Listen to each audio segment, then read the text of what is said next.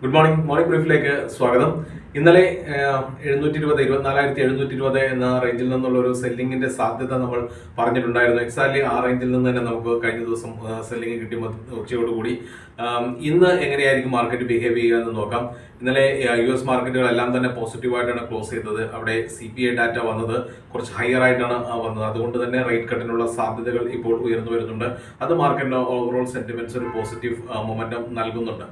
European market ഇന്നലെ CSE മാത്രമാണ് ഒരു 6% മുകളിൽ പോസിറ്റീവ് കാണിച്ചത്. ബാക്കി രണ്ട് ഇൻഡെക്സസുകളും ഓൾമോസ്റ്റ് ഫ്ലാറ്റ് മോഡിൽ തന്നെയാണ് ട്രേഡ് ചെയ്തത്. ഇന്ന് ഏഷ്യൻ മാർക്കറ്റിൽ പൊതുവെ വളരെ ശുഭകരമായിട്ടുള്ള ഒരു സൂചനയാണ് നൽകുന്നത്. എല്ലാ ഏഷ്യൻ ഇൻഡെക്സസുകളും ഇന്ന് നല്ല രീതിയിലുള്ള അപ് ട്രെൻഡാണ് കാണിക്കുന്നത്. അതിൽ എസ്പെഷ്യലി ജപ്പാന്റെ നിക്കി ഏകദേശം 1.6% അപ്പാണ്, ഹാങ്സെങ് 1.5% അപ്പാണ്. മറ്റ് ഇൻഡെക്സസുകളെല്ലാം തന്നെ പോസിറ്റീവ് മൊമെന്റമാണ് കാണിക്കുന്നത്. ഇതിന്റെ പ്രധാനപ്പെട്ട കാരണം എന്ന് പറയുന്നത് US റേറ്റ് കട്ടിനുള്ള സാധ്യതകൾ മുന്നിലേക്ക് വന്നതാണ്. ഗിഫ്റ്റ് നിഫ്റ്റിയിലേക്ക് വരികയാണെങ്കിൽ ഗിഫ്റ്റ് നിഫ്റ്റി ഇന്ന് രാവിലെ ഓപ്പണിംഗ് നല്ലൊരു അപ്സൈഡായിരുന്നു കാണിച്ചത്. ഇപ്പോൾ കുറച്ച് കറക്ഷൻ കാണിക്കുന്നുണ്ട്. ഒരു 50 പോയിന്റ്സിന്റെ അപ്സൈഡ് മാത്രമാണ് ഇപ്പോൾ നിലവിലുള്ളത്. എങ്കിൽ കൂടി നിഫ്റ്റിയിൽ ആ ഒരു പോസിറ്റീവ് മൊമെന്റം കിട്ടുമെന്ന് തന്നെ നമുക്ക് പ്രതീക്ഷിക്കാം. അപ്പോൾ ഇന്നലത്തെ കറക്ഷൻ റേഞ്ചിൽ നിന്ന് നല്ലൊരു ഗ്യാപ്പ് അപ്പ് ആയിട്ടായിരിക്കും ഇന്ന് ഓപ്പണിംഗ് വരിക. ഫർദർ ട്രെൻഡുകൾ നമ്മൾ കഴിഞ്ഞ ദിവസങ്ങളിൽ സൂചിപ്പിച്ച പോലെ ഒരു റെസിസ്റ്റൻസ് ബ്രേക്ക്ഔട്ടുകളെല്ലാം നമുക്ക് വേണം.